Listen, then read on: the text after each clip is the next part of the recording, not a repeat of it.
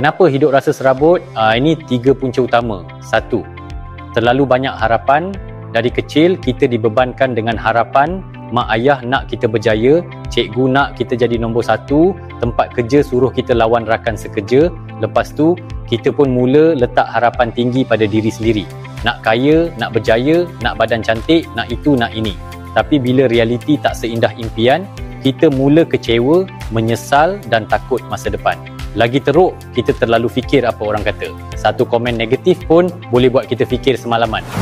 Kalau suka tips, saya cepat komen suka dan tekan love, save, share supaya kawan pun dapat manfaat. Nak niaga bersama Sean? Klik link dalam bio atau klik learn more. 2, asyik.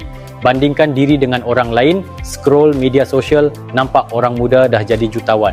Kawan yang dulu sama-sama struggle, sekarang dah capai impian. Kita masih di tempat yang sama.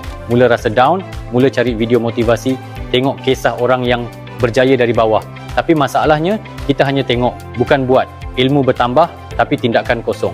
Diri sendiri tak ada pondok buruk, tapi dah demand nak tinggal banglo. 3, salah faham situasi. Benda yang buat kita sakit hati, sebenarnya bukan situasi itu, tapi cara kita fikir tentangnya. Contoh, kawan tak balas mesej. Kita fikir dia tak kisah, dah lupakan kita. Tapi realitinya, mungkin dia tengah sibuk. Kalau kita ubah cara fikir, kita takkan rasa kecewa. Nak keluar dari hidup serabut, jangan biar fikiran sendiri jadi musuh utama.